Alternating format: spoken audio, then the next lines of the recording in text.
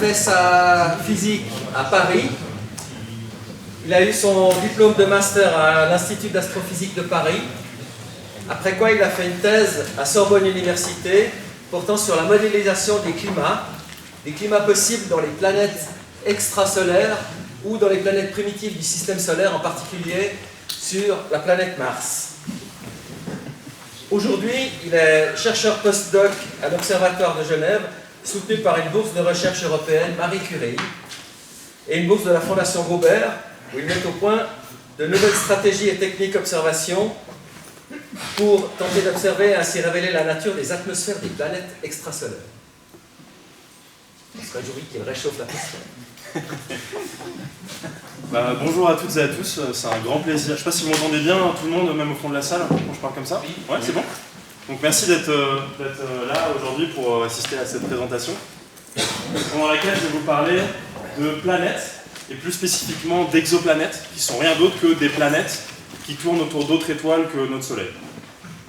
Ce que je vous propose, c'est que si jamais vous avez des questions, des remarques, ou des choses sur lesquelles vous n'êtes pas d'accord, etc., n'hésitez pas à lever la main en plein pendant la présentation, et comme ça, pour réagir, ce sera plus interactif. Si jamais vous avez des questions, n'hésitez pas à les poser pendant la présentation.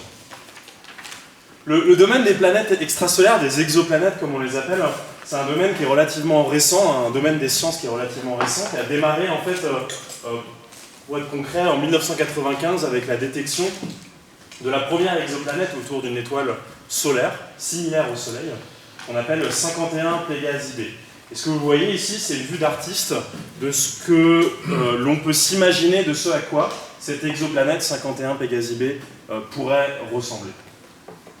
Cette planète, cette première exoplanète qui a été détectée en 1995, elle a été détectée par une méthode qui s'appelle la méthode des vitesses radiales. Imaginez une étoile avec sa planète. Du fait de la force de gravitation qui est exercée par l'étoile sur la planète, on va s'attendre à ce que la planète tourne autour de l'étoile. D'accord ? Assez simple. Mais de la même manière que l'étoile exerce une force de gravitation sur la planète va aussi exercer une force de gravitation sur l'étoile. Et donc on s'attend à ce que, au fur et à mesure que la planète tourne autour de son orbite, l'étoile elle-même, en quelque sorte, tourne autour du centre de gravité entre la planète et l'étoile. Et de ce fait, de ce mouvement, en quelque sorte, que la planète va impulser à l'étoile, on va s'attendre à ce que l'étoile ait une vitesse, et un mouvement circulaire, potentiellement, et une certaine vitesse par rapport à un observateur qui regarderait cette étoile depuis la Terre. Donc si vous êtes un observateur et que vous regardez cette étoile comme ça, vous la voyez se déplacer, etc. Selon l'axe d'observation, vous allez la voir se rapprocher, s'éloigner, se rapprocher, s'éloigner. Ça va créer un effet qu'on appelle, que vous connaissez probablement tous, un effet Doppler, qui va décaler les raies d'émission de l'étoile de temps en temps vers les longueurs d'onde plus courtes, de temps en temps vers les longueurs d'onde plus longues. C'est ce que vous voyez en bas ici sur le diagramme, dans cette partie-là du diagramme. Et donc, ce qu'on va faire depuis la Terre, oui. L'étoile là, elle s'éloigne de nous. Et ça se décale vers le bleu. Comment ? Les couleurs, c'est inverser les couleurs. Ouais, c'est possible que les couleurs soient inversées. Faut pas. C'est vraiment juste une illustration. Faut pas. C'est juste une animation. Je pars des bases et après on va commencer à construire pour aller à plus. Donc le concept, c'est juste. Donc le concept, c'est qu'on va mesurer ces décalages Doppler des raies d'émission de l'étoile. Donc les étoiles ont plein de raies d'émission. On va mesurer le décalage Doppler et à partir de ce décalage Doppler, on est capable, en mesurant en quelque sorte ce décalage Doppler au cours de l'orbite d'une exoplanète, à faire ce genre de courbe que vous voyez ici, qui vous montre la vitesse radiale de l'étoile telle qu'elle est mesurée depuis la Terre. Ici, en fait, ça correspond au signal qui a permis de détecter la première planète extrasolaire, 51 Pégasi b, et qui a été détecté par deux astronomes suisses, Didier Queloz à gauche et Michel Mayer à droite. Ce que je vais essayer d'argumenter au début de ma présentation, c'est comment on passe de ça à ça. D'accord ? Comment on fait le lien ? La première chose, c'est qu'on s'attend à ce que ce type de signaux, donc la vitesse radiale de l'étoile, si elle est vraiment représentative de la présence d'une planète, on s'attend à ce que ce soit un signal qui est, c'est ce que vous voyez en haut à gauche, une forme périodique, avec une certaine période, ici qu'on appelle T. Hop, ça marche pas. Est-ce que ça fonctionne ? Voilà. Qu'on appelle T, ici, et qui définit en quelque sorte la période de la planète. On s'attend, en tout cas les lois de Kepler, la troisième loi de Kepler nous indique que cette période t carré sur a cube avec a, le demi-grand axe de la planète, soit une constante. Et donc ce qui est intéressant, c'est que si on a accès à la période, on a accès, grâce à la troisième loi de Kepler, au demi-grand axe de la planète, d'accord? Le petit a que vous voyez ici, est-ce que ça fonctionne? Hop, ici, d'accord? Et si on a accès au demi-grand axe, si on connaît le flux de l'étoile, alors on peut essayer d'avoir une estimation de quelle est la quantité de photons que la planète reçoit, et donc on peut estimer sa température. La deuxième chose auquel on peut accéder, c'est l'amplitude de ces oscillations, que je notais grand A ici.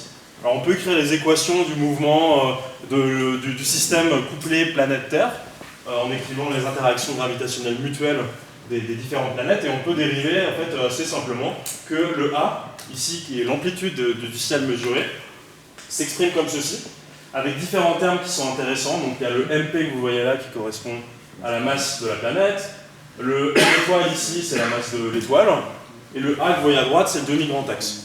Grosso modo, ce qu'on peut voir avec cette formule-là, c'est qu'on s'attend à ce que le signal soit d'autant plus grand que la masse de la planète est importante, parce que si la masse est grosse, elle va mettre plus facilement en mouvement l'étoile, que le demi-grand axe est petit, parce que plus la planète va être proche de son étoile, plus elle va donner encore une fois une force de gravitation importante, et enfin, inversement proportionnel, en tout cas à la racine de m étoile, donc avec la masse de l'étoile. Donc ce que ça veut dire, c'est que plus l'étoile est grosse, plus c'est difficile de la mettre en mouvement.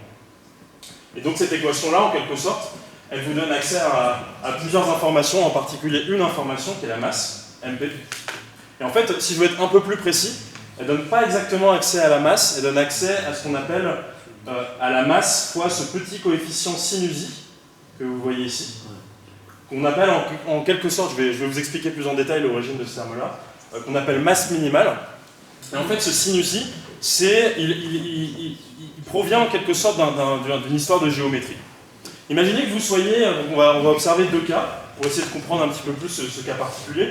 On va imaginer un cas où on regarderait depuis la Terre, avec un télescope, un spectrographe, une étoile et une planète, et dans un premier cas, en quelque sorte, la planète tournerait exactement dans le plan de l'observation. D'accord? Premier cas. Maintenant, on peut très bien imaginer un deuxième cas en bas, d'un observateur sur Terre, le même, qui regarde une étoile similaire, avec cette fois-ci une planète qui serait beaucoup plus grosse, mais qui serait mal alignée en quelque sorte avec le plan d'observation. Puisque la planète, cette fois-ci, est plus grosse, on s'attend à ce qu'elle donne un mouvement plus important à l'étoile, donc a priori une vitesse plus importante à l'étoile. Mais si cette grosse planète, comme c'est le cas ici dans le cas numéro 2, est inclinée par rapport au plan d'observation, même si les flèches bleues ici sont importantes, ce qui indique que le mouvement de l'étoile est important, dans le plan d'observation où on observe, le mouvement de l'étoile en fait est beaucoup plus petit. Et ce que ça vous indique, c'est que quand on observe une exoplanète avec cette méthode des vitesses radiales, on est a priori incapable de distinguer entre un cas ou un 2. Le cas numéro 1 ou le cas numéro 2, pardon. Et donc, ce qu'on est capable de dire par contre, c'est que le cas numéro 1 ici qui correspond au cas où la planète est parfaitement alignée, donc où en quelque sorte toute la vitesse de l'étoile est exactement dans le plan où on l'observe, ce cas en quelque sorte il permet de dériver ce qu'on appelle une masse minimale, parce que c'est la masse minimale en quelque sorte qu'il faut pour expliquer l'observation de vitesse radiale de l'étoile.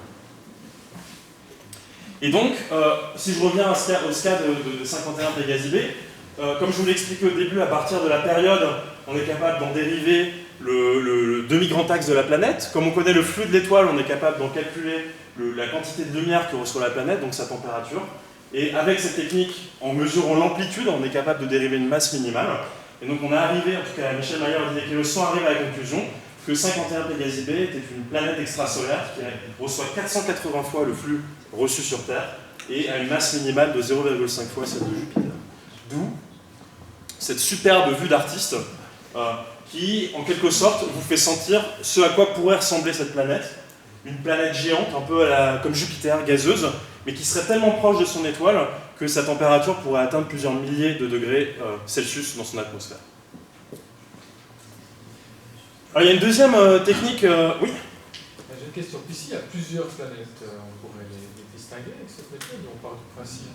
Non, alors là, j'ai pris le cas le plus simple aussi parce que c'est le cas historique, mais il existe des systèmes dans lesquels on a plusieurs planètes qui ont été détectées avec cette méthode-là. Alors ça rend la chose plus compliquée parce qu'en gros, on cherche à extraire du signal qu'on mesure, pas une sinusoïde, mais la combinaison de plusieurs sinusoïdes.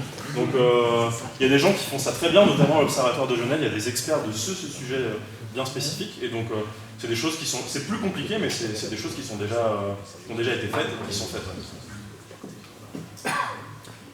Alors la deuxième technique, c'est ce qu'on appelle la méthode des transits.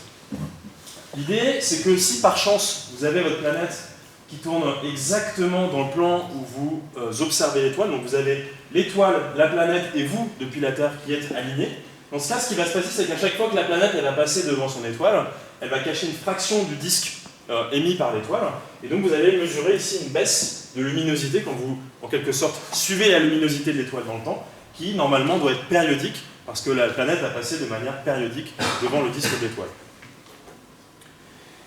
Alors, ce qui est intéressant avec cette méthode des transits, c'est qu'elle permet de donner une information en particulier sur la taille de l'exoplanète qui va transiter. Si on prend deux cas ici, de la même étoile, mais devant laquelle une grosse planète à gauche et une petite planète à droite transitent, ce que vous allez voir, c'est que la baisse de luminosité à gauche va être plus importante que celle à droite, tout simplement parce que la fraction du disque de l'étoile cachée par la grosse planète est plus importante. La première fois que la méthode des transits a été utilisée, c'était dans les années 2000 par David Charbonneau et ses collègues pour la planète au nom un peu compliqué. Donc toutes les exoplanètes ont au moins un nom compliqué. Celle-ci s'appelle HD 209458b. Et ce que vous voyez sur cette figure, c'est comment le flux normalisé de l'étoile que vous allez observer varie au cours du temps. Et donc, en dehors du transit, donc quand vous mesurez seulement la luminosité de l'étoile, vous allez mesurer le flux émis par l'étoile, ici normalisé à 1. Et puis quand vous allez être pendant le transit, vous allez mesurer le flux d'étoile fois un coefficient qui va dépendre grosso modo de l'air de l'étoile moins l'air caché par la planète divisé par l'air de l'étoile. On normalise. Et donc en faisant le rapport de ces deux, si vous êtes capable d'avoir... Oui ? Pourquoi les résultats divergent beaucoup? Il y a une grosse dispersion après la mesure. Ouais, c'est une bonne question. Je pense qu'il doit y avoir des problèmes de conditions météo, à mon avis. Ça peut être faut pas chercher trop. Ouais. Il n'y a pas de raison, a priori, qui font qu'on est censé avoir une asymétrie entre la gauche et la droite. Ça, c'est. Je pense que. Je ne suis pas 100% sûr de mon coup, mais je parie sur des conditions météo. D'accord. Okay. Et donc, en faisant le rapport de ces deux quantités, on est capable d'en inférer. Si on connaît le rayon de l'étoile, le rayon de la planète. Alors ces deux techniques de détection d'exoplanètes, d'abord la méthode des transits et ensuite la méthode des vitesses radiales, elles ont permis littéralement d'exploser le nombre d'exoplanètes qui ont été détectées depuis 1995. Comme vous l'indique ce diagramme qui vous montre le nombre cumulé de détections d'exoplanètes par an. Et aujourd'hui nous sommes en 2019 et nous avons détecté plus de 4000 planètes extrasolaires. La raison principale, je pense, à ce succès dans cette quantité de détection d'exoplanètes, elle est due à deux missions spatiales. D'abord la mission COROT et surtout la mission spatiale Kepler, qui a permis en quelque sorte d'industrialiser la détection d'exoplanètes. L'idée de Kepler, c'était de regarder une fraction du ciel, c'est un télescope spatial qui a été envoyé près de plus de 10 ans maintenant dans le passé, et qui a regardé un champ d'étoiles assez compact et qui a suivi la luminosité de centaines de milliers d'étoiles pour essayer de mesurer ces baisses périodiques de luminosité associées à des transits. Ça a super bien marché et ce que vous voyez ici, toutes les détections en vert qui correspondent à la détection avec la méthode des transits. Donc ici, hop, pardon, excusez-moi. Ici, là, toutes ces détections-là, elles sont essentiellement dues à la mission Kepler. Donc c'est vraiment Kepler qui a permis de faire exploser le nombre d'exoplanètes auxquelles on a accès. Kepler, il a aussi permis de révéler que... Il a aussi permis de révéler toute la diversité qu'il pouvait y avoir dans les planètes, dans les mondes, dans les planètes extrasolaires. Ce que vous voyez ici, c'est une animation qui vous montre toutes les planètes qui ont été détectées d'abord par la mission Kepler et la mission K2, qui est en quelque sorte un prolongement de la mission Kepler, et qui vous montre à l'échelle du système solaire toute la diversité des systèmes planétaires qui ont été détectés par Kepler, avec les codes de couleurs que vous voyez ici qui correspondent à l'estimation qu'on se fait de la température d'équilibre des différentes planètes qui ont été détectées. Et ce que vous voyez, c'est qu'il y a vraiment toute une zoologie de planètes extrasolaires, de cas imaginables, des très grosses planètes proches de leur étoile, des petites planètes loin, des planètes qu'on n'a pas dans le système solaire pour la plupart. On a détecté des planètes assez rigolotes, par exemple Gliss 436b, une lunette toute chaude qui est très étudiée à l'observatoire de Genève actuellement. ou encore Coro 7b, une super Terre en fusion. C'est une planète qui fait une taille assez similaire à la Terre, donc on pense qu'elle est rocheuse, mais qui est tellement irradiée que l'on s'attend à ce que sa surface soit en fusion et donc est probablement dans un stade d'océan de magma. Alors là, ça devient intéressant, et je vais vous emmener en quelque sorte dans la seconde partie de ma présentation, c'est que depuis quelques années, jusque dans la fin des années 2010, la fin des années 2000, pardon, excusez-moi, on s'intéressait essentiellement à la détection de planètes extrasolaires. Et depuis quelques années, on s'intéresse maintenant à leur caractérisation. On ne s'intéresse plus à en trouver, mais on cherche à trouver de quoi elles sont faites, de quoi elles sont composées, et comment elles peuvent potentiellement différer de celles du système solaire. La première façon de progresser dans cette direction, c'est en ayant des mesures combinées de masse et de rayons à la fois. En particulier, je vous expliquais tout à l'heure que si vous êtes capable de mesurer une planète en transit, ça veut dire que la planète est exactement dans le plan de l'observation. C'est la seule manière d'expliquer que la planète passe devant le disque de l'étoile. Mais si vous êtes dans ce cas-là, vous savez que la planète est parfaitement alignée avec l'étoile et l'observateur depuis la Terre. Ce qui veut dire que la masse minimale que vous mesurez par la méthode des vitesses radiales n'est plus la masse minimale, mais la masse réelle de la planète. Ce que ça indique, c'est que quand vous avez une combinaison de techniques de vitesse radiale et de transit sur la même cible, vous avez accès non seulement à leurs rayons, mais à leur masse en même temps. Et si vous avez la masse et le rayon d'une exoplanète, vous pouvez à partir de ces deux quantités calculer leur densité. Sous la formule suivante, pour une sphère, donc la densité c'est la masse divisée par 4/3 de pi r au cube avec r, le rayon de la planète. Alors ça marche super bien parce qu'on a fait ça, toute la communauté scientifique qui bosse sur les exoplanètes, a fait ça maintenant pour une quantité assez impressionnante d'exoplanètes, près de 300. Et c'est ce que vous montre ce diagramme ici, qui vous montre la masse mesurée des planètes extrasolaires en fonction de la masse de Jupiter. Et le rayon, ici, mesuré de la planète en fonction du rayon de Jupiter. Alors, bien sûr, ces mesures, elles sont entachées de quelques barres d'erreur, parce que c'est des mesures qui sont compliquées. Notamment pour certaines d'entre elles. Par exemple, celle-ci, là, celle que vous voyez ici.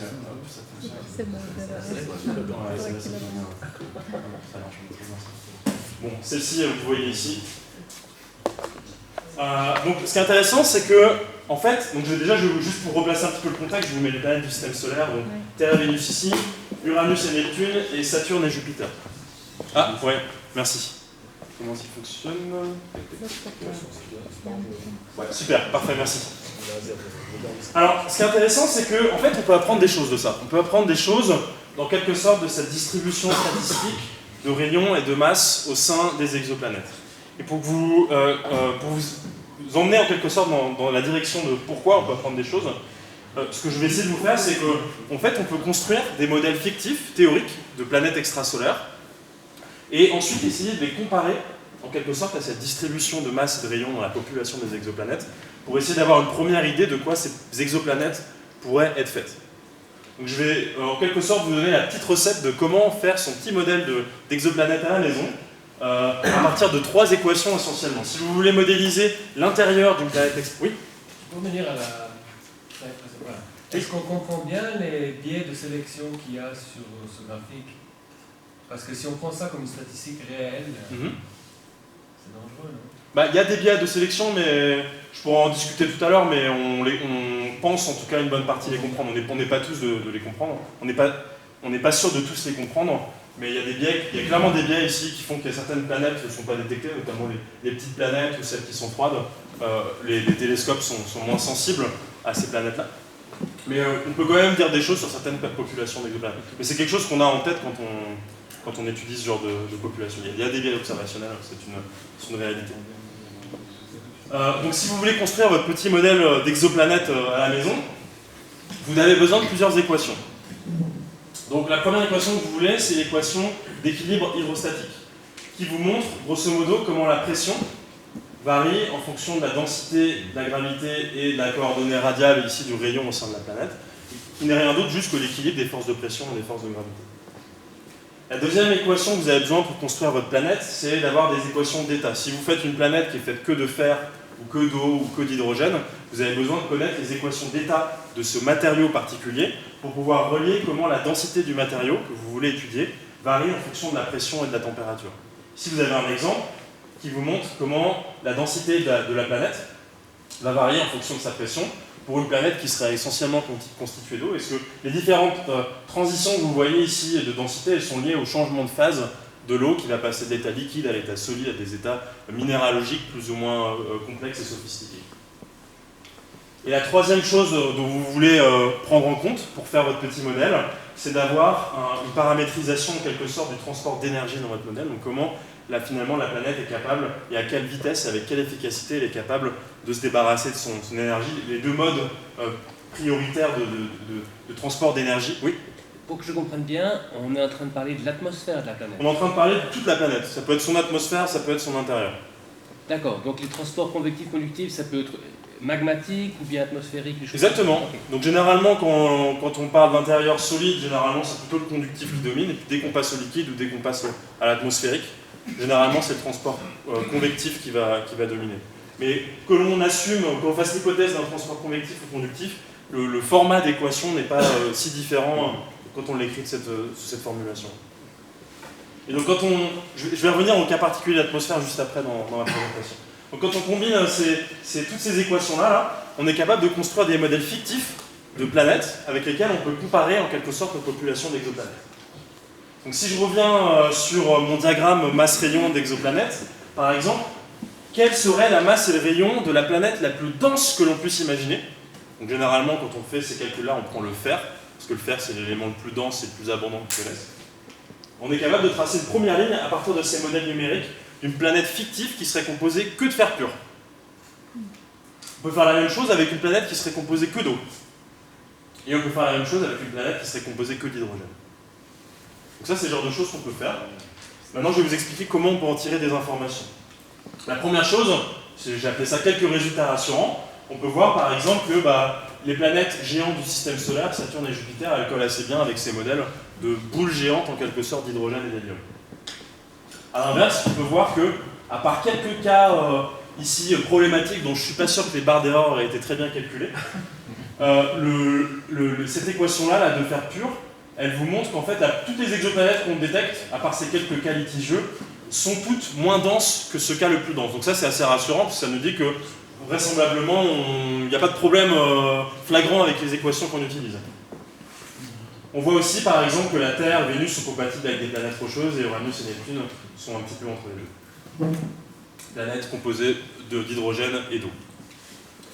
Il y a quelques résultats intéressants. Par exemple, on observe que dans le système solaire, finalement, les planètes qu'on a, c'est seulement un tout petit échantillon de toute la diversité d'exoplanètes qu'on pourrait avoir en termes de densité et potentiellement de composition.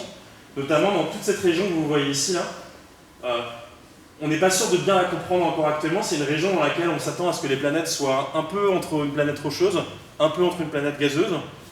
Certains les appellent les super-terres, d'autres les appellent les mini-Neptunes. Donc il y a un débat dans la communauté à l'heure actuelle pour savoir quelle est exactement la nature de ces objets que vous avez dans cette région-là.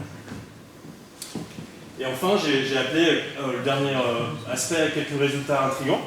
En particulier, si vous regardez dans cette région-là de l'espace, vous voyez qu'il y a tout un tas de planètes ici qui semblent être moins denses que finalement la planète fictive qu'on peut construire la moins dense possible. Ce que je vais faire, c'est que je vais vous mettre exactement la même figure, sauf que je vais retirer de ce diagramme toutes les planètes qui ont une température d'équilibre calculée inférieure à 1000 degrés Celsius. Et si je fais ça, on obtient ce diagramme-là. Et donc ce que vous voyez, c'est que toutes les planètes en fait, qui sont situées dans cette région-là, des planètes qui sont problématiques parce qu'elles sont moins denses que la planète la moins dense qu'on puisse imaginer, et bien toutes ces planètes, c'est ce qu'on appelle des Jupiters chauds, des planètes qui font la masse de Jupiter et qui sont tellement irradiées qu'on les appelle des Jupiters chauds. Et il y a un débat important dans la communauté à l'heure actuelle, on ne comprend pas encore quels sont les mécanismes physiques qui font que ces planètes que vous voyez ici, elles sont moins denses que les modèles d'hydrogène pur qu'on est capable de construire. Donc il y a probablement plusieurs explications possibles. La première, c'est un transport d'énergie qu'on comprend mal dans ces objets-là. Et l'autre, c'est la possibilité qu'il y ait des couplages entre atmosphère et champ magnétique au sein même de la planète. Donc ça, c'est des débats qui sont en cours, mais c'est ce vers quoi une partie de la communauté est en train de travailler sur le moment. Oui ? La première planète, 51 Pégasi, qui a été découverte, elle se trouve plutôt dans la partie du haut. Ouais, donc 51 pégazib, elle serait là. Le problème, c'est que 51 pégazib, elle ne transite pas, et donc on n'a pas accès à son rayon. Mais vraisemblablement, elle semble être. Enfin, si on avait accès à son rayon, il est fort probable qu'elle se situerait dans cette gamme-là de planètes. Parce que toutes les planètes que vous voyez ici, c'est toutes des planètes qui sont des Jupiters chaudes. Et donc ce problème-là, on appelle ça le problème de l'inflation des Jupiters chaudes, du fait qu'elles aient un rayon plus grand que ce que les modèles de théoriques prédisent. Alors, je vais revenir un petit peu à cette histoire de méthode de transit. En fait, on peut utiliser la méthode des transits pour aller plus loin encore, pour pouvoir caractériser l'atmosphère. Donc je vous expliquais tout à l'heure que quand une planète passe devant son étoile, en passant devant son étoile, elle va cacher une fraction du disque lumineux qui va faire baisser de manière périodique la luminosité mesurée de l'étoile.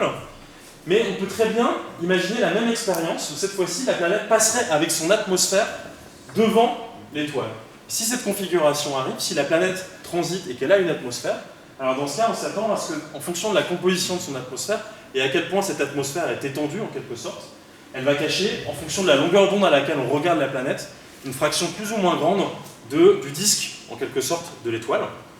Et à partir d'une mesure du transit à différentes longueurs d'onde, on va être capable potentiellement d'en inférer non seulement l'existence d'une atmosphère autour de ces planètes, de ces exoplanètes, mais également potentiellement de quoi elles sont composées.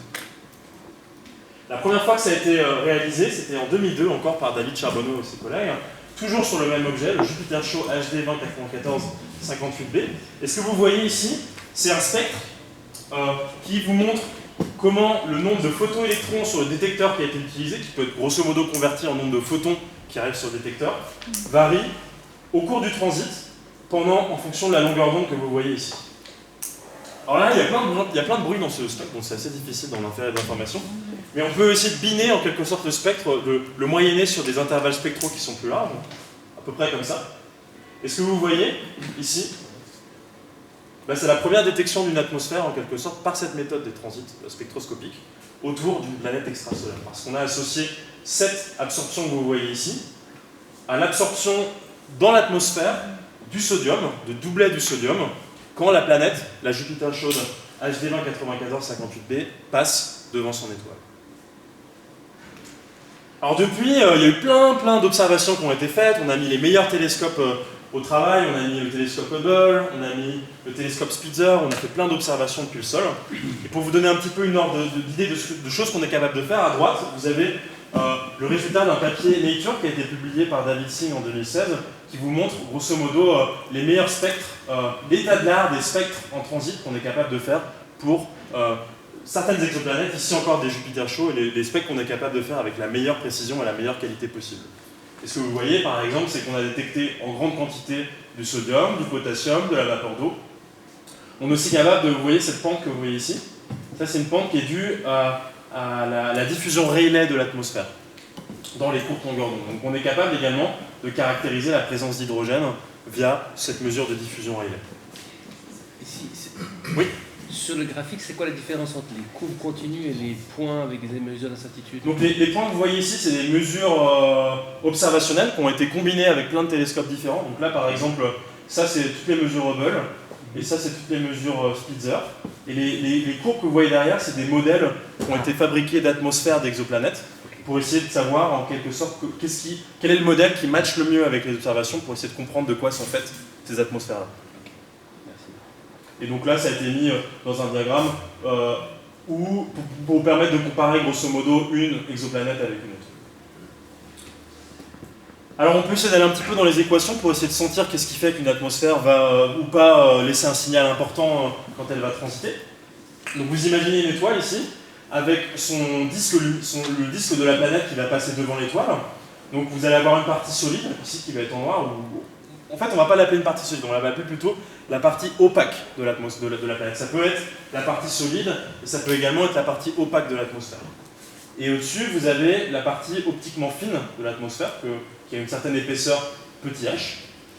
Et donc, on peut essayer d'écrire quelques équations quand la planète va passer devant son étoile. En particulier, on peut écrire que le signal, il est grosso modo proportionnel au signal du disque total de la planète, donc il y a une taille rp carré, donc pi rp carré, moins RP moins H au carré qui correspond à ce qu'on a extrait quand on retire la partie noire que vous voyez ici. On est dans cette équation-là. Ce qu'on peut faire, c'est on peut prendre cette équation-là et on peut la factoriser par RP sur RS au carré, avec RP qui est le rayon de la planète et RS le rayon de l'étoile. Ça nous donne ce terme à droite ici qu'on peut simplifier avec un développement limité en faisant l'hypothèse que généralement l'atmosphère a une taille qui est plus petite que le rayon de la planète. Et donc on aboutit au résultat suivant ici, qui est que la taille attendue du signal est grosso modo, pour parler un petit peu de manière qualitative, de l'ordre de grandeur de 2 fois le rayon de la planète fois H, l'épaisseur de l'atmosphère, divisé par RS au carré, avec RS qui correspond au rayon de l'étoile.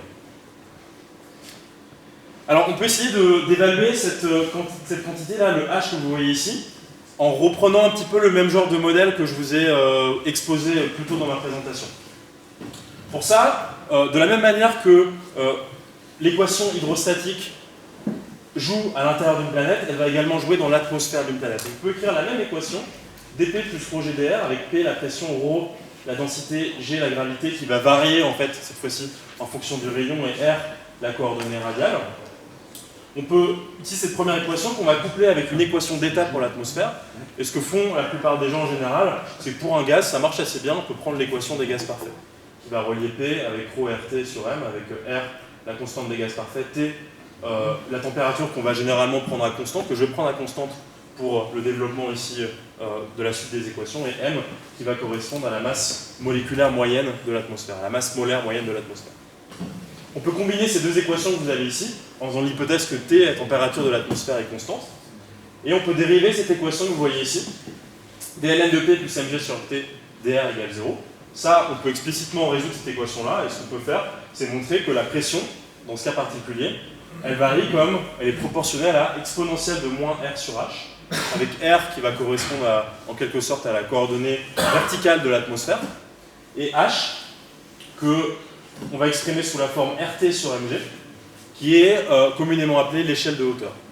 Ce que vous dit cette équation, c'est que dès que vous, en quelque sorte, vous déplacez d'un facteur grand H, qui correspond à cette échelle de hauteur-là dans votre atmosphère, vous allez perdre l'équivalent de exponentielle, enfin un exponentiel en termes de pression. Et donc l'échelle de hauteur, en quelque sorte, c'est un bon proxy pour essayer de comprendre à quelle vitesse l'atmosphère passe d'un état où elle est dense à un état où elle est peu dense. Et donc on peut utiliser cette valeur de grand H que vous voyez ici comme un bon... Ouais. Je vous laisse finir votre fois. Non, laissez. C'est une résolution isotherme. Ouais, ici c'est isotherme. On peut résoudre l'équation de manière isotherme, je ne l'ai pas fait parce que par simplicité pour cette présentation, mais on peut très bien écrire une troisième équation. Finalement, tout à l'heure j'ai expliqué qu'il fallait 3 équations pour résoudre ça. La troisième, c'est comment l'énergie est transportée, ici cette fois-ci dans l'atmosphère.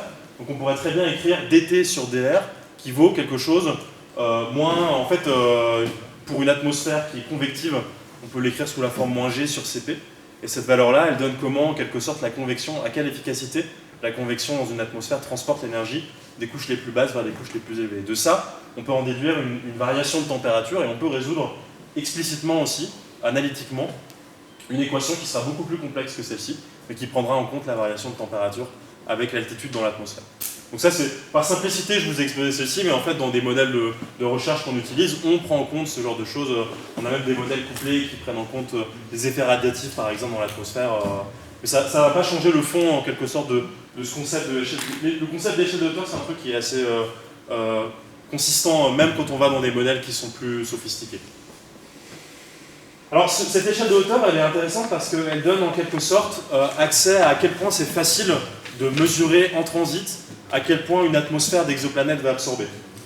Plus cette échelle de hauteur va être grande, ça veut dire que plus, en quelque sorte, votre atmosphère elle va prendre de la place. Et donc, plus elle va être facile à détecter par cette méthode des transits. Il y a 2 paramètres clés derrière cette échelle de hauteur. Le premier, c'est la température. Donc, plus la température de votre atmosphère est importante, plus elle va être dilatée, et donc plus elle va prendre de la place, donc plus elle est facile à détecter. Et la deuxième, c'est le grand M que vous voyez ici, qui correspond à la masse moléculaire moyenne de l'atmosphère. Et donc, cette masse moléculaire moyenne de l'atmosphère, elle est minimale pour une planète pour une atmosphère qui serait composée d'hydrogène et d'hélium, parce que c'est le mélange de gaz le moins dense que l'on a dans les planètes, qu'on peut avoir dans une atmosphère. Et donc, avoir une planète qui est très très chaude, et qui a un poids moléculaire moyen très bas, donc une atmosphère qui est essentiellement composée d'hydrogène, c'est le cas le plus optimal, en quelque sorte, pour détecter l'atmosphère d'une exoplanète. Et c'est la raison pour laquelle tous les spectres que je vous ai montrés ci-avant, c'était des spectres de planètes de Jupiter chaud, de grosses planètes gazeuses et très chaudes. Alors, il y a une autre technique qui marche super bien pour essayer de caractériser les planètes extrasolaires, c'est ce qu'on appelle la technique des éclipses secondaires. De la même manière que quand une planète passe devant son étoile, elle cache une fraction de la lumière émise par l'étoile, si cette fois-ci c'est la planète elle-même qui passe derrière l'étoile, ce qui va se passer, c'est que c'est l'étoile elle-même qui va cacher la lumière émise thermiquement par la planète.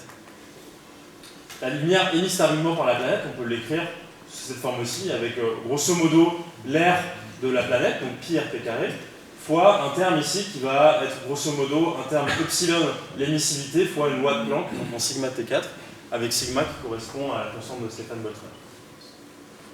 On peut même aller un peu plus sophistiqué que ça, parce que quand la planète tourne autour de son étoile, au fur et à mesure qu'elle tourne autour de son étoile, elle va montrer une face plus ou moins chaude. Par exemple, ici, cette planète fictive, elle va montrer une face chaude quand elle va passer derrière son étoile, une face plutôt froide quand elle va être plus proche de nous.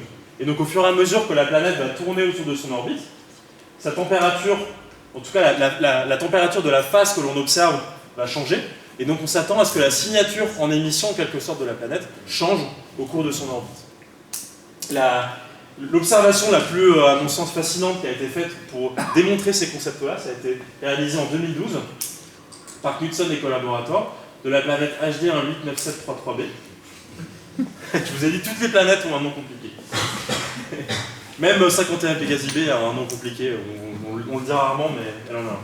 Et donc, ce que vous montre ce diagramme, c'est quel est le flux relatif mesuré quand on observe l'étoile en fonction de l'orbite de la planète. Ce que vous voyez ici, c'est le transit primaire, donc c'est quand la planète passe devant l'étoile. Les deux blocs que vous voyez ici, c'est quand c'est la planète qui passe derrière l'étoile. Et les modulations que vous voyez ici, c'est les modulations de l'émission thermique qui ont été mesurées ici par le télescope Spitzer pour cette planète-là, qui vous montrent comment, en fait, en quelque sorte, la planète, au fur et à mesure qu'elle tourne de son orbite, va montrer une face plus ou moins froide. Alors pour l'instant, oui. Est-ce qu'il y a une chance de pouvoir faire ces mesures depuis la Terre aussi, ou bien on est obligé de faire ça via satellite?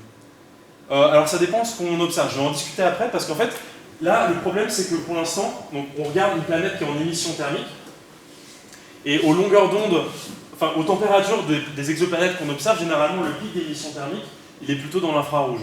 Qui dit infrarouge dit généralement spatial, parce que c'est compliqué d'observer depuis la Terre, du fait de l'absorption de l'atmosphère terrestre dans l'infrarouge. Par contre, on peut réaliser, ça, je vais discuter ça vraiment à la toute fin de ma présentation, le même genre de courbe de phase, cette fois-ci en lumière réfléchie. Et ça, c'est des choses qu'on peut faire en lumière visible, et donc c'est des choses qu'on peut faire depuis le sol avec les télescopes du sol. Mais ça n'a... 1 pour 1000 de précision, on arrive depuis le sol. Tout dépend de la configuration et de la technique observée et de l'objet qui va être observé. Ça va vraiment dépendre du cas par cas et de l'exoplanète dont on parle. Oui. Il y a le problème de synchronisation de la rotation de la planète sur elle-même intervient, comme il est traité. Ouais, alors j'ai fait exprès de l'occulter. Donc la question c'est, est-ce que, ici dans ce cas-là, il semblerait qu'il y ait une planète qui soit en rotation synchrone?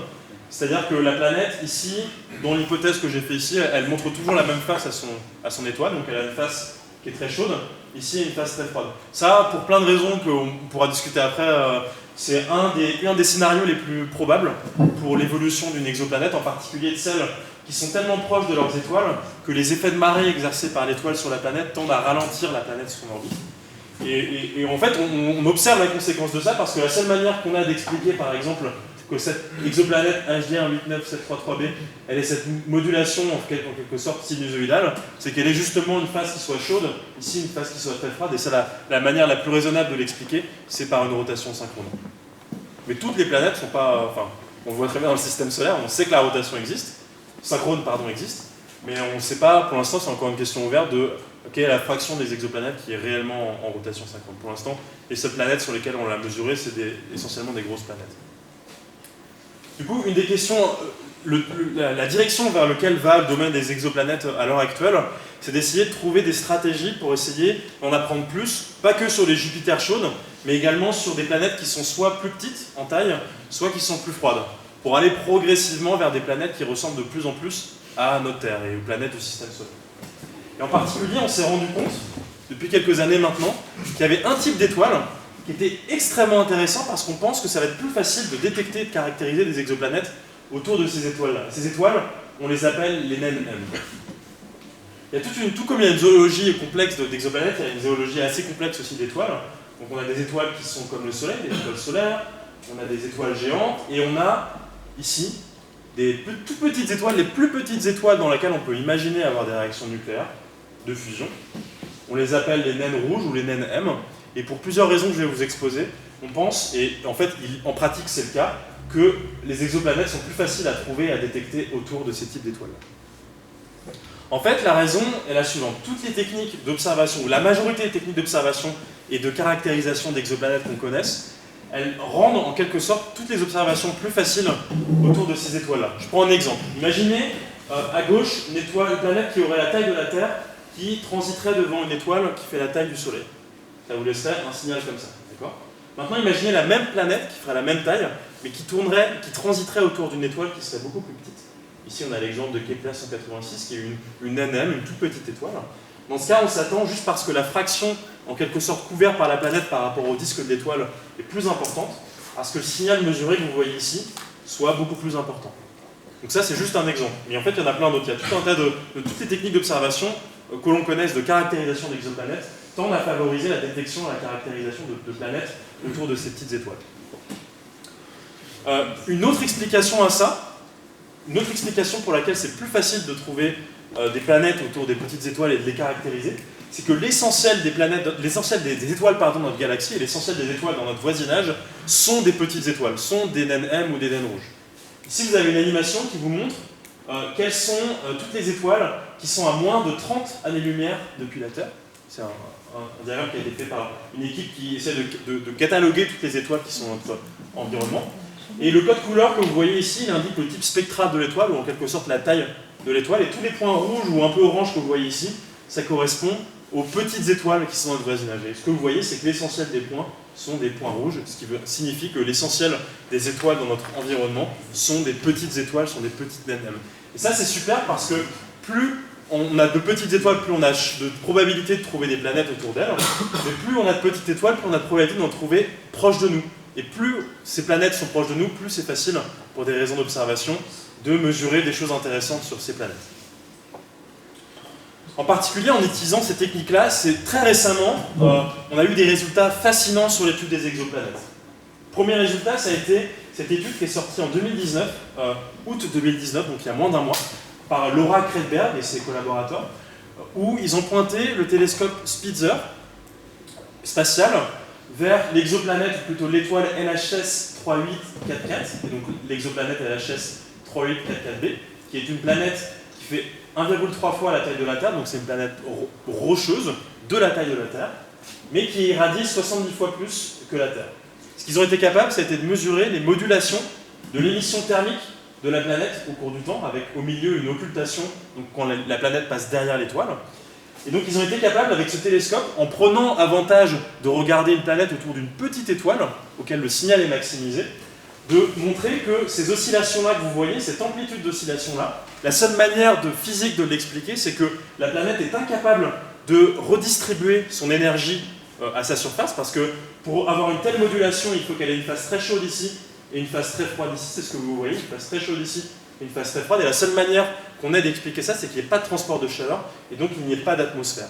Et donc ce résultat qui est sorti dans le papier Nature il y a moins d'un mois, il démontre que cette exoplanète, qui est une petite exoplanète, qui est certes irradiée, mais qui est une petite exoplanète, c'est la première fois qu'on caractérise des exoplanètes de cette taille-là, n'a pas d'atmosphère. La deuxième détection très récente, cette fois-ci, elle a été publiée dans le journal Nature Astronomy, et ce mois-ci, il y a quelques semaines en fait, c'est la détection de vapeur d'eau dans la super-Terre ou la mini-Neptune tempérée K2-18b. Alors peut-être que vous en avez entendu parler parce que ça a fait beaucoup de bruit dans la presse pour des mauvaises raisons. Mais grosso modo, ce que montre ce diagramme, c'est un spectre en transit qui vous montre, en fonction de la longueur d'onde, quelle est la fraction, en quelque sorte, du disque de l'étoile qui est caché par la planète quand elle passe devant. C'est des mesures qui ont été réalisées par le télescope Hubble spatial. Et on associe, ce que vous voyez ici, là, ce bump que vous voyez ici a la présence de vapeur d'eau, parce que la vapeur d'eau est la seule molécule qui est capable de générer une absorption importante autour de 1,4 microns. Alors, il y a plusieurs informations intéressantes avec cette exoplanète-là. La première, c'est que on détecte de la vapeur d'eau dans une planète tempérée, ça n'a jamais été réalisé par le passé. Et la deuxième chose, c'est que pour expliquer que ce bump soit aussi grand, il faut que l'échelle de hauteur de l'atmosphère soit très grande. Et la seule manière d'expliquer que l'échelle de hauteur de l'atmosphère soit très grande, c'est qu'il y ait quelque chose qui dilue son poids moléculaire, qui la fasse baisser. Et la seule manière qu'on ait d'expliquer ça, c'est que cette planète ait une atmosphère qui est essentiellement dominée par l'hydrogène. Et donc c'est la première fois en quelque sorte qu'on détecte une planète qui a une masse relativement raisonnable. Ici, elle fait 8 fois la masse de la Terre, avec une énorme enveloppe d'hydrogène autour d'elle. Quand on parle d'étoiles de terre tempérée, qu'est-ce qu'on entend par tempérée? C'est quoi comme Alors échelle? là, c'est une super Terre. Donc super Terre, c'est grosso modo une planète qui a une masse plus importante que la Terre. Donc là, celle-ci, elle a à peu près 8 fois la masse de la Terre. Et tempérée, c'est qu'elle reçoit une quantité de photons, de lumière, qui est relativement tempérée. Et ici, pour cette exoplanète-là, elle reçoit à peu près 10% de plus que ce que reçoit la Terre. Donc c'est vraiment le même, aux erreurs d'incertitude près qu'on a sur la mesure de flux de l'étoile, elle reçoit à peu de choses près la même chose que la Terre. Donc en gros, ce que je vous ai montré ici, c'est un peu deux cas extrêmes. Le premier cas, on a gagné en taille. Par contre, on est resté à une planète très irradiée. Le deuxième cas, on a une planète qui est encore assez grosse, parce qu'elle est gonflée par son atmosphère d'hydrogène. Par contre, elle est tempérée. Et ça, aller chercher ces exoplanètes-là, c'est quelque chose qu'on est capable de faire, parce qu'on va les chercher autour de ces petites étoiles. Du coup, maintenant, la question, et ça va être la dernière partie de ma présentation, c'est est-ce qu'on ne peut pas... Oui? Pourquoi 15E18b a eu une mauvaise presse? Donc, en fait, le problème, c'est... Enfin, le problème, je sais pas comment expliquer ça, mais il y a plusieurs affaires derrière cette détection. C'est un domaine des exoplanètes, la détection de ce type de signaux qui est extrêmement compétitif. Et donc, le problème, c'est que sur cette exoplanète-là particulier, il s'est trouvé que les données qui ont été utilisées, donc les données Hubble qui ont été utilisées, sont publiques. Donc n'importe qui peut potentiellement télécharger ces données et les interpréter. Vous pourriez très bien aller sur le site de la NASA, récupérer ces données et ensuite les analyser chez vous et après publier avec. Donc ce qui s'est passé, c'est que plusieurs équipes ont en quelque sorte fait le même travail en même temps sans communiquer entre elles. Et donc il y a eu tout un cafouillage parce qu'ils ne sont pas arrivés exactement aux mêmes résultats et aux mêmes conclusions, ce qui est problématique, ce qui donne une mauvaise image du travail de scientifique. Et donc la chose sur laquelle ils s'accordent, c'est cette détection de vapeur d'eau et le fait que la seule manière d'expliquer cette détection de vapeur d'eau, c'est d'avoir une atmosphère qui soit gonflée par la présence d'éléments légers tels que l'hélium et l'hydrogène. C'est ça l'important, dans ce type d'histoire, c'est de garder ce qui est important, la science et ce qui nous fait avancer. Donc si on veut aller plus loin et qu'on essaye de descendre à la fois la taille des planètes, oui? Excusez-moi, vous dites qu'il y a probablement de l'hydrogène et de l'hélium. On a accès, qu'il y a du transit, on a accès à la masse volumique, on sait les valeurs de G. C'est possible qu'il y ait ces petites molécules dans l'atmosphère? En fait, oui. En fait, c'est des questions ouvertes. C'est-à-dire que c'est des objets qu'on est capable de modéliser, donc on peut spéculer. Jusque-là, on pouvait spéculer sur ce à quoi ils pouvaient ressembler. C'est la première observation de cette catégorie d'objets. Des objets qui sont une masse qui a un ordre de grandeur similaire à la Terre, mais qui sont dans des orbites tempérées. Ça, c'est des objets auxquels on n'avait pas eu accès avant. Donc il y a déjà des modèles de gens qui ont étudié ce type d'atmosphère, mais tant qu'on n'avait pas d'observation, c'est extrêmement difficile de savoir exactement quelle est la bonne direction dans laquelle aller. En particulier, une des questions qui se posaient sur ce type d'objet de cette masse-là, c'était est-ce qu'un objet de petite masse, qui fait quelques fois la masse de la Terre, est-ce qu'il a une gravité qui est suffisante pour, en quelque sorte, maintenir une atmosphère épaisse d'hydrogène? Et bien ça, c'est la confirmation observationnelle que oui, c'est possible. Et donc ça, c'est en quelque sorte, c'est sur cet aspect-là que vraiment ce papier-là est important. Et là-dessus, on a des données de masse volumique et de... Ouais, donc on a une mesure de la masse, on a une mesure de rayon, mais le problème que j'ai pas évoqué, je peux revenir très rapidement sur le premier diagramme que j'ai montré. Voilà, donc ce diagramme-là, le problème c'est que donc, quand vous êtes ici, vous savez que vous êtes grosso modo fait de fer, à peu près. Quand vous êtes ici, vous savez que vous êtes grosso modo fait d'hydrogène. Mais quand vous êtes entre les deux, par exemple ici sur le cas de l'exoplanète 15E18b, on doit être à peu près dans cette régime-là, et bien vous pouvez expliquer la composition soit en mélangeant de l'hydrogène et du fer, soit en mettant de l'eau avec d'autres gaz. Donc en fait, il y a une sorte de dégénérescence qui empêche, quand on a une exoplanète donnée avec une mesure de masse édrion, d'avoir une solution unique à la composition de cette planète. Donc pour cette planète-là, K218b, c'était pas impossible qu'elle soit composée de quelque chose qui soit léger mais qui ne soit pas d'hydrogène et d'hélium. Alors si je reviens sur mes exoplanètes, donc du coup, ce que je disais, c'est que là, ce qu'on essaie de faire en ce moment, c'est d'essayer de trouver des stratégies et des cibles qui nous permettent non plus d'accéder à des grosses planètes froides ou des petites planètes chaudes, mais ce qu'on veut, c'est aller vers des petites planètes froides.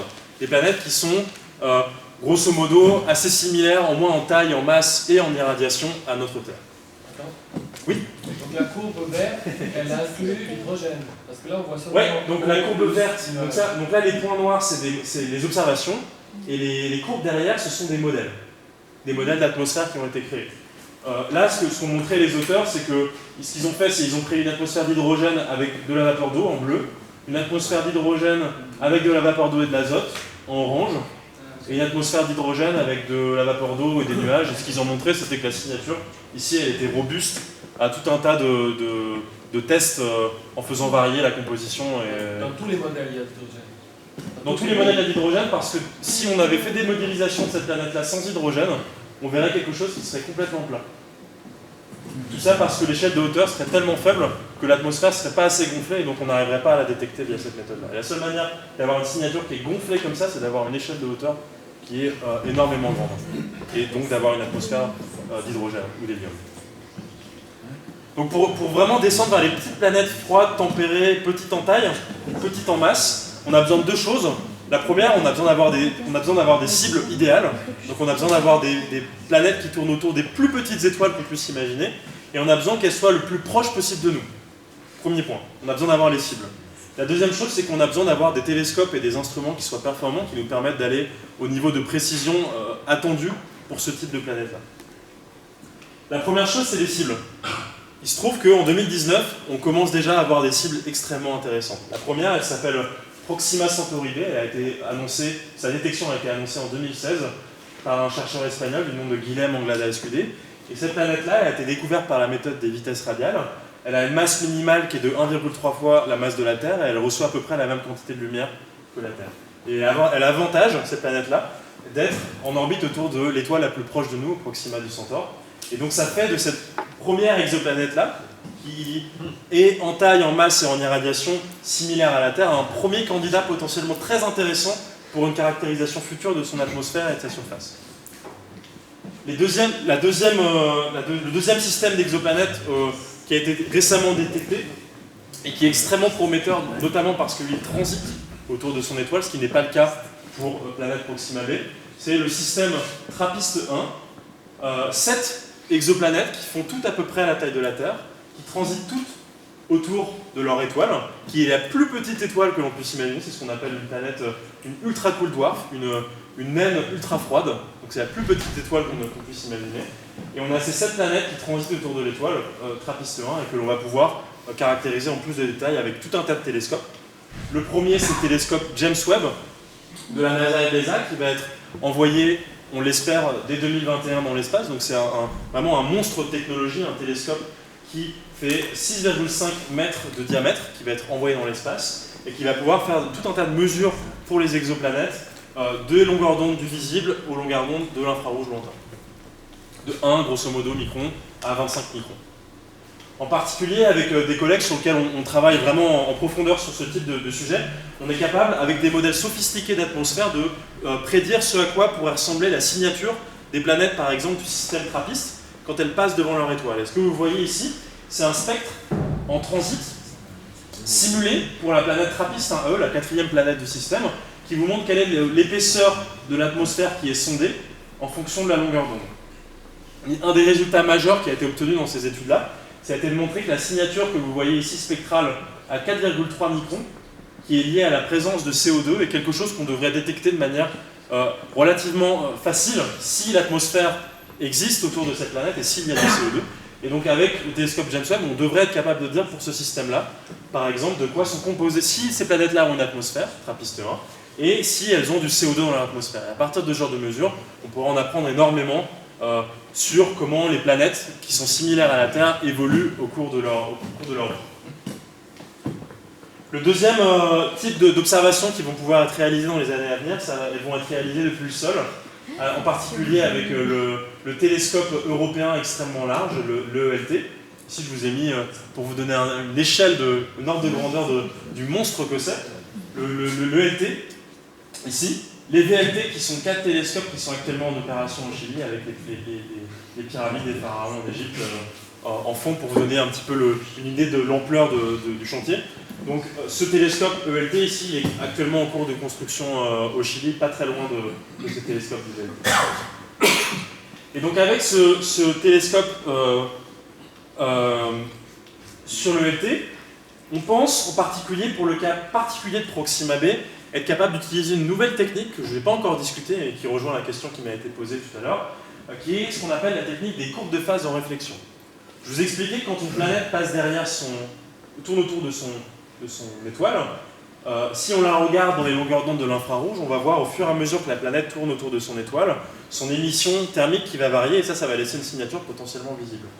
Mais de la même manière, quand la planète va émettre de la lumière, elle va émettre de la lumière qui va être réfléchie sur la planète, et cette lumière réfléchie, elle va revenir à l'observateur. Et donc, au fur et à mesure que la planète va tourner autour de son étoile, elle va montrer une phase différente, qui va potentiellement avoir des nuages qui sont réfléchissants, ou des déserts qui sont peu réfléchissants. Et donc, en mesurant des variations de la réflexion lumineuse de la planète au cours de son orbite, on est capable de mesurer, en quelque sorte, la nature de la réflexion sur cette planète, donc possible présence de glace, de nuages, et éventuellement caractériser de quoi est fait la surface et l'atmosphère de cette planète. Le détail technique, et qui fait que cette technique est en fait potentiellement réalisable avec Proxima b, c'est que Proxima b est tellement proche de nous que la séparation angulaire entre l'étoile et la planète est relativement grande par rapport à tous les objets de cette catégorie-là. La séparation angulaire, c'est-à-dire notre capacité qu'on a spatialement, du fait de la diffraction, à séparer la lumière spatialement émise par l'étoile à celle réfléchie par la planète. Et en particulier, si on est capable de faire ça, on est capable d'utiliser une technique qui s'appelle la technique de l'imagerie directe, qui consiste, donc vous avez une étoile avec une exoplanète, vous êtes capable de séparer spatialement la lumière de l'étoile et de la planète, et si vous êtes capable de faire ça, vous pouvez mettre un masque devant la lumière émise par l'étoile, et l'avantage de faire ça, c'est que, une fois que vous cachez la lumière émise par l'étoile, vous êtes capable de réduire le contraste de lumière entre la lumière qui est émise par l'étoile et celle qui est réfléchie par la planète. Et en utilisant cette technique-là, on est capable de booster en quelque sorte le signal qui est mesuré pour la planète Proxima b. Du fait de sa proximité, Proxima b est vraisemblablement la seule petite planète extrasolaire assez similaire à la Terre en taille et en irradiation qui est accessible à ce type de technique. Et je voudrais juste mentionner, ça va être le dernier point de ma présentation, qu'en fait il existe des stratégies observationnelles pour potentiellement commencer à imager Proxima b dès à présent en utilisant des télescopes sur le VLT, donc des télescopes qui font à peu près 8 mètres de diamètre. Et la stratégie, c'est elle est multiple. La première, c'est d'utiliser, comme je vous l'ai expliqué, une technique d'imagerie directe qui permet de séparer la lumière émise par l'étoile de celle qui est réfléchie par la planète. Et la deuxième stratégie, c'est d'utiliser ce qu'on appelle un spectrographe à haute résolution, qui est une des spécialités observationnelles qui est développée particulièrement à l'Observatoire de Genève par Christophe Lovis, que certains d'entre vous dans cette salle connaissent. Donc en particulier à Genève, on est en train de développer actuellement un projet qui s'appelle Ristretto, dont le but est de coupler un spectrographe à haute résolution avec un projet d'imagerie directe. Et l'idée, c'est que en couplant ces deux techniques, on est capable de gagner en contraste entre la lumière réfléchie par la planète et celle émise par l'étoile, d'abord, dans un premier temps, en utilisant un dispositif d'imagerie directe, et dans un deuxième temps, on est capable, en tirant avantage de la spectroscopie à haute résolution, donc du fait qu'on est capable de résoudre les raies individuelles de l'étoile, en combinant ça avec l'effet Doppler entre la planète et l'étoile, donc c'est un petit peu complexe, je peux revenir après sur les questions si vous voulez, on est capable, dans un second temps, encore de réduire le contraste de lumière entre la planète et l'étoile, et donc potentiellement, on pense, avec ce type de projet-là, dans les années à venir, tenter au moins les premières observations par imagerie directe de Proxima b, et on espère, via ce type de projet-là, en apprendre plus sur l'atmosphère de Proxima b, si elle a une atmosphère, et de quoi potentiellement elle est composée, et sinon de quoi est composée sa surface. Oui? Le spectrographe espresso, il a quelle dimension, à quelle masse? Je pense qu'il fait. Je ne l'ai jamais vu en réel. Donc il fait quelques mètres de taille, et en poids il doit faire, je pense, une bonne tonne. Mais le projet sur lequel on est en train de travailler en ce moment, il s'appelle Ristretto.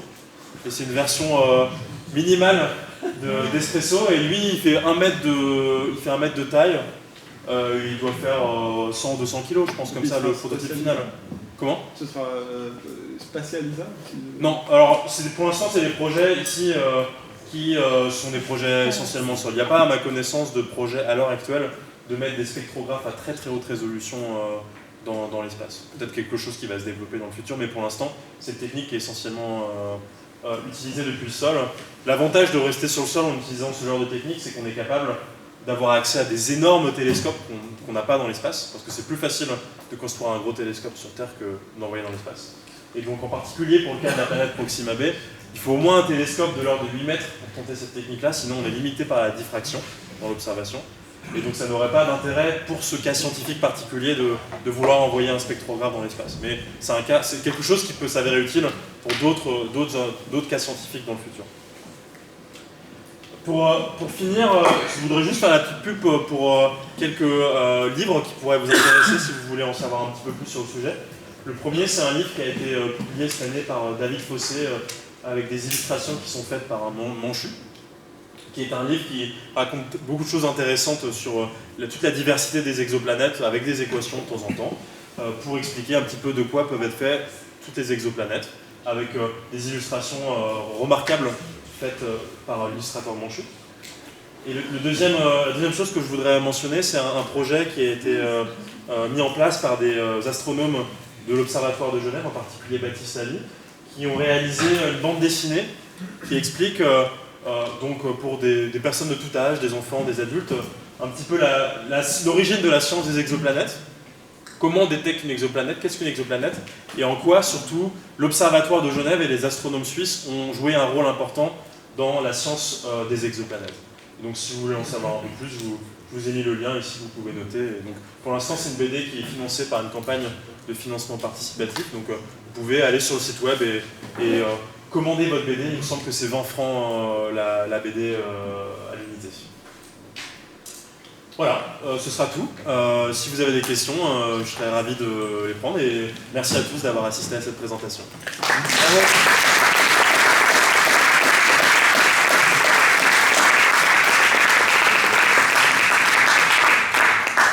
Y a-t-il des questions pour ceux qui n'ont pas le temps de voter. Oui. Ah, voilà. Moi, j'ai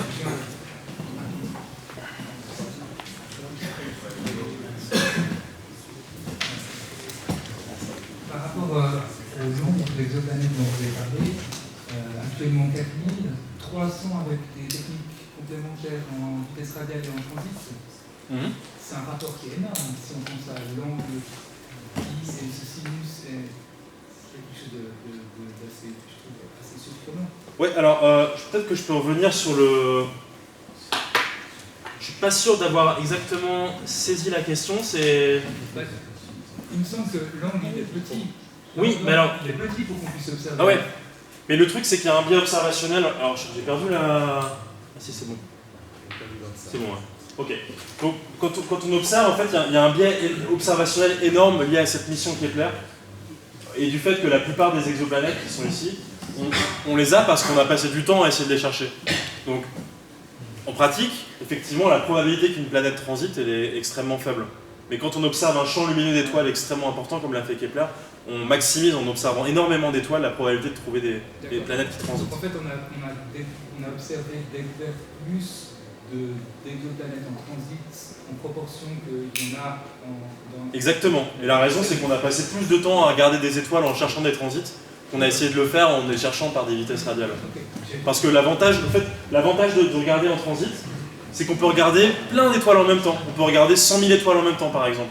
Alors que quand on utilise la méthode des vitesses radiales, on est obligé d'avoir un spectrographe qui, grosso modo, regarde une cible, et donc on est obligé de faire cible après cible. Et donc la méthode des vitesses radiales, elle s'industrialise pas bien, alors que la méthode des transits, elle, s'industrialise bien, avec un bon détecteur et en regardant un champ d'étoiles avec beaucoup d'étoiles. Merci. Deuxième question, est-ce qu'il y a des techniques pour observer la magnétosphère éventuelle des exoplanètes? Alors, je peux dire quelques mots là-dessus. Donc, la technique principale pour essayer de mesurer la magnétosphère d'exoplanètes qui a été utilisée à l'heure actuelle, ça a été d'essayer d'observer dans les longueurs d'onde radio, est-ce qu'il n'y a pas une signature dans les longueurs d'onde radio de cette magnétosphère. Par exemple, on sait que la magnétosphère dans l'atmosphère de Jupiter laisse une signature radio propre qu'on peut détecter avec des télescopes, ça a déjà été fait. Et donc ce que font les gens, moi c'est pas du tout mes spécialités, mais ce que font les gens dans ce domaine, ça a été d'essayer d'observer des systèmes sur lesquels on sait qu'il y a des exoplanètes, sur lesquels on suspecte que, en particulier c'est le cas des Jupiter chauds, que si elles aient une magnétosphère, elles soient importantes. Et jusqu'à il y a une semaine et demie, j'aurais dit pour l'instant, il n'y a aucune détection de ce type. Et la semaine dernière, il y a eu une conférence, peut-être dont vous avez entendu parler à Genève, qui s'appelle l'EPSC, le DPS, European Planetary Science Conference. Et là, il se trouve que la semaine dernière, il y a une équipe qui a annoncé, donc c'est pas encore confirmé, mais qu'il y a une tentative de détection autour d'une exoplanète qui s'appelle Tau Bootis B, de possibles signatures radio d'une émission qui pourrait être liée à la présence d'une magnétosphère. Donc on est vraiment dans les balbutiements de cette science-là, et si c'est confirmé, c'est une super nouvelle parce que ça veut dire qu'en observant d'autres étoiles, on va pouvoir observer d'autres signatures de cette possible magnétosphère et on va pouvoir commencer à comprendre comment elle fonctionne et en quoi elle diffère des planètes du système solaire. Merci. J'arrive. C'est physique cette conférence. Je me demandais si vous avez le droit de publier la présence d'une exoplanète si vous avez eu un seul transit ou si vous avez besoin d'attendre que ce soit périodique. C'est une bonne question, ça dépend le contexte, je pense. En général, à part peut-être un cas particulier d'une planète très intéressante, par exemple, qui a déjà été étudiée, par exemple, une planète qu'on aurait déjà mesurée par des masses, ou un système qui est tellement intéressant que même avoir un transit, c'est hyper important de le publier parce que ça va pousser d'autres équipes à mieux regarder cette étoile-là. Donc ça peut avoir l'intérêt dans ce contexte-là. Mais en dehors de ces cas un peu particuliers, en général, il vaut mieux attendre plusieurs transits pour être sûr que la signature qu'on observe est bien une planète et pas, par exemple, liée au bruit de l'étoile. Donc le fait d'observer une signature qui est périodique, avec une période qui est découplée de la période de rotation de l'étoile, c'est une bonne indication que la planète qu'on observe, ou le signal qu'on observe, est vraiment lié à une planète et pas à un bruit quelconque, chose qu'on peut difficilement éliminer si on n'a qu'un seul transit. Donc la règle générale, je dirais, la règle éthique générale, c'est d'attendre d'avoir au moins 2 transits. Oui. Alors j'ai 2 questions. La première, est-ce qu'on a vraiment détecté des exolunes? Avec certitude? Alors il y a eu je ne me rappelle plus exactement du nom de cette exolune, mais il y a eu un débat cette année potentiellement d'une lune qui est d'une lune de grande taille, de la taille de Saturne, quelque chose comme ça, qui tournerait autour d'une planète géante, une planète de la taille de Jupiter, qui aurait été détectée grosso modo parce qu'on s'attend à ce que, si je reviens sur cette méthode des transits, ouais, peut-être cette courbe-là. Donc ça c'est le cas par exemple d'une planète qui transiterait devant son étoile, mais si on ajoute une lune dans le système, on va s'attendre à ce que cette forme de courbe, elle soit complexifiée par le fait que de temps en temps la lune va passer devant la planète, donc ne va pas occulter l'étoile puisque la planète l'occulte déjà, ou de temps en temps elle va, en orbitant autour de la planète, occulter en plus une fraction de l'étoile, donc ça va laisser une signature distincte. Et donc il y a eu un débat cette année, en particulier en se basant sur des observations Hubble, HST, d'un système en transit, la possibilité qu'il y ait pu avoir une exolune, mais pour l'instant le débat est essentiellement sur des questions de méthodologie. Donc il y a eu une équipe qui a annoncé cette potentielle détection d'exolune à partir des courbes de transit. Il y a eu une deuxième équipe américaine, emmenée par une chercheuse qui s'appelle Laura Kretberg, qui a réanalysé ces données en utilisant une technique complémentaire. Ce qu'ils ont montré, c'est qu'il y avait quelque chose qui ressemblait à une détection, mais qu'elle n'est pour l'instant pas significative en termes de signal à bruit. Et donc c'est une question qui est encore en débat, et il est possible que ce système ait une lune, mais il faudra plus d'observations pour le confirmer et surtout pour convaincre la communauté, parce qu'à l'heure actuelle, la communauté n'est pas du tout convaincue par cette détection en particulier. Par contre, ce que je pense, quelque chose sur lequel la communauté, je pense, est convaincue, c'est le fait que, bien évidemment, on pense que les exolunes sont quelque chose de fréquent, les planètes sont quelque chose de fréquent, donc il n'y a pas de raison les exolunes ne le soient pas, et donc il y a tout un tas d'équipes dans le monde qui essaient de trouver des techniques pour essayer de les caractériser. Donc il est fort à parier que dans les mois qui viennent ou dans les années qui viennent, on ait une détection plus solide d'une exolune, et je pense que c'est quelque chose qui va arriver très très vite. D'accord, j'ai juste une deuxième question. Avant Oui. Kelo et Major, dans le fond, les Polonais avaient trouvé des exoplanètes autour d'un pulsar. Oui. Ma question c'est, est-ce qu'on en sait plus sur ces exoplanètes-là? Je connais pas bien le sujet, mais à ma connaissance non. Parce que de mémoire, alors j'ai plus exactement le papier en tête, mais ces exoplanètes-là, qui ont été détectées autour d'un pulsar, c'est ça? Elles ont été détectées par une méthode assez indirecte en regardant les timings des pulsars. Donc il n'y a pas de... Pour ce type de détection-là, à ma connaissance, il n'y a pas de manière supplémentaire, à part de la détection, d'en apprendre plus sur de quoi elles sont faites, sur leur densité, sur leur masse, etc. Donc ça, à ma connaissance, il n'y a pas de technique qui a été proposée qui permet d'en savoir plus sur ce type de système en particulier. Donc pour l'instant, on n'en sait pas plus. Voilà. Après, il y a certains astronomes qui sont très malins, donc c'est pas... ce que je dis aujourd'hui ne sera pas forcément vrai dans 20 ou 30 ans. Mais à l'heure actuelle, à ma connaissance, il n'y a pas de technique qui permet d'en savoir plus. Les exoplanètes, c'est un sujet qui intéresse beaucoup nos élèves en classe. Et la méthode des transits, des mesures de transit, des vitesses radiales, c'est deux méthodes qui sont assez simples à expliquer aux élèves. Et donc, avec ces deux méthodes, on peut déterminer les caractéristiques de masse, de rayon d'orbite, de la densité, etc. On a tiré plein d'informations sur la topologie de ces planètes. Ma question est la suivante. On trouve dans la littérature assez facilement le type de diagramme que vous avez présenté, à savoir des évolutions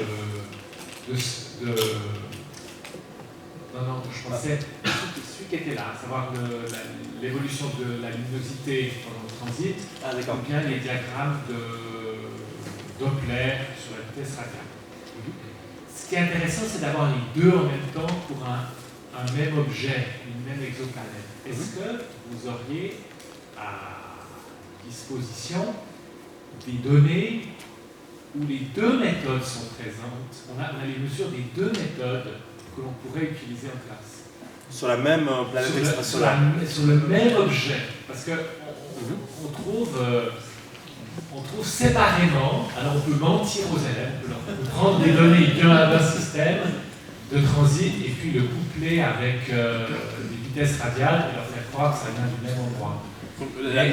La plupart des exoplanètes qui sont ici, là, alors il y a quelques techniques qui permettent de mesurer la masse sans avoir besoin d'utiliser la méthode des vitesses radiales, mais l'essentiel des planètes qui sont ici, là, elles ont été caractérisées, on a caractérisé leur masse et leur rayon par une mesure combinée de vitesse radiale et de transit, ce qui veut dire qu'il y a environ 300 planètes pour lesquels ces jeux de données devraient exister. Maintenant, je pense que la petite limitation qui peut faire que ça peut être un peu compliqué, c'est que généralement, par exemple, une des raisons pour laquelle j'ai montré cette courbe, je reviens sur cette courbe ici, cette courbe-ci, elle est assez parlante parce que le signal à bruit des observations, il est extrêmement bon.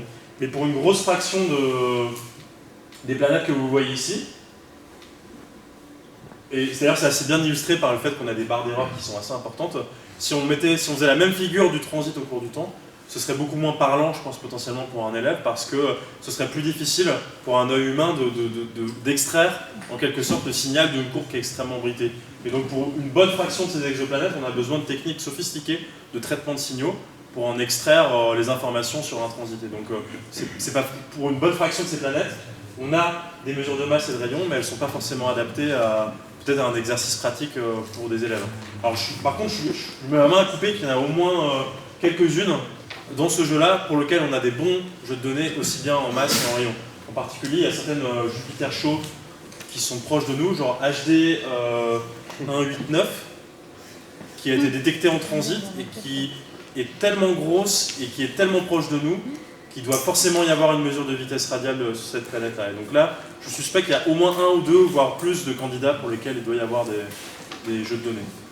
Je pense qu'il y a on peut faire deux choses. La première, c'est que je peux regarder et puis je peux pouvez me laisser vos coordonnées, puis je peux aller regarder des jeux en particulier d'exoplanètes, je peux vous les envoyer.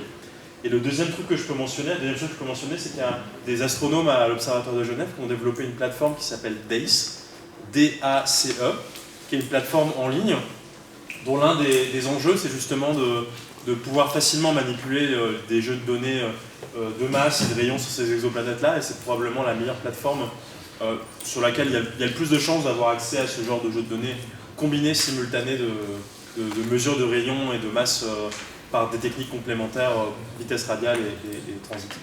Et donc je pense qu'il y a de bonnes chances que sur cette plateforme-là, il y ait ces informations qui soient déjà existantes, présentes, voire même potentiellement post-traitées, de sorte que l'observation soit potentiellement plus facile à interpréter pour des élèves.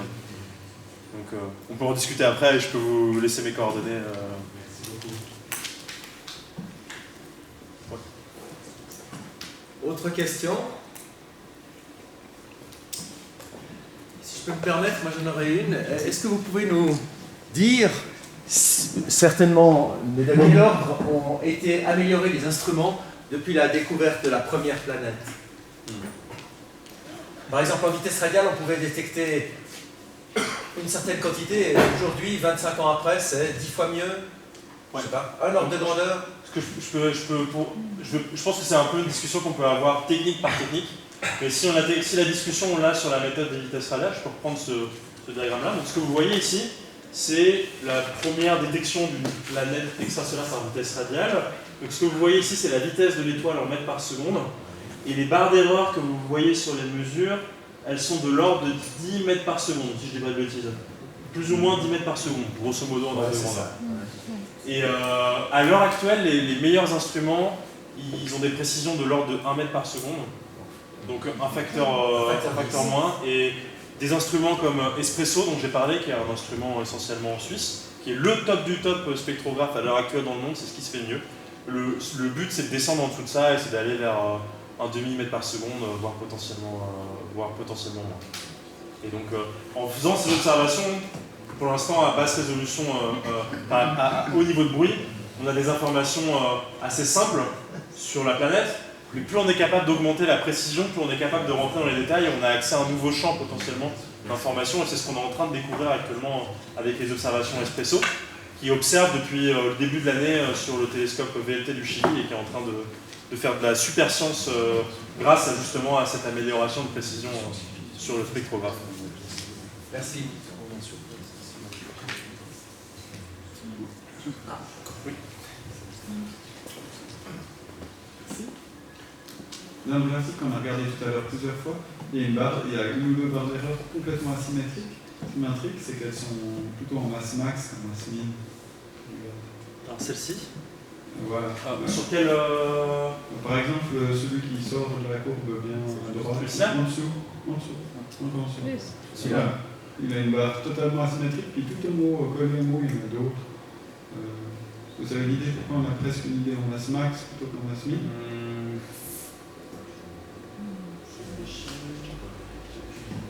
C'est possible. Alors, ceux qui sont tout en haut, c'est le même classe.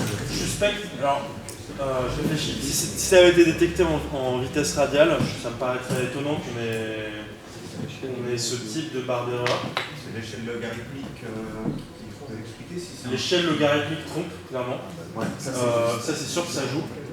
Mais je suis pas sûr que ça suffise à expliquer rien à droite. Le fait qu'on voit rien à droite. Alors il y a je pense que l'explication la plus probable. En vrai, il faudrait que je vérifie. J'ai peur de dire une bêtise.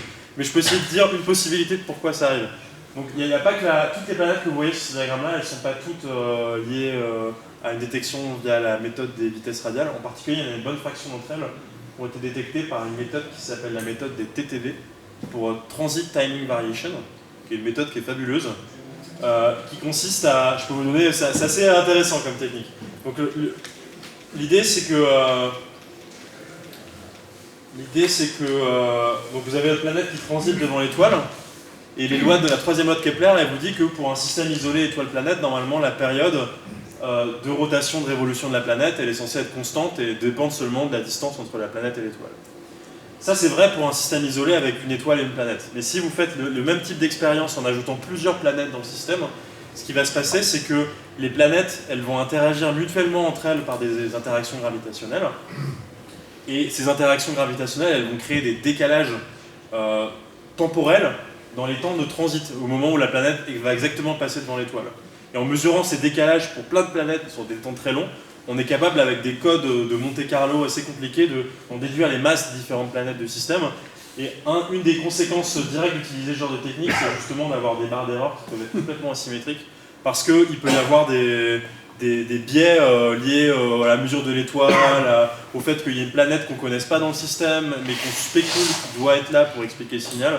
Et donc c'est pas impossible que cette barre d'erreur...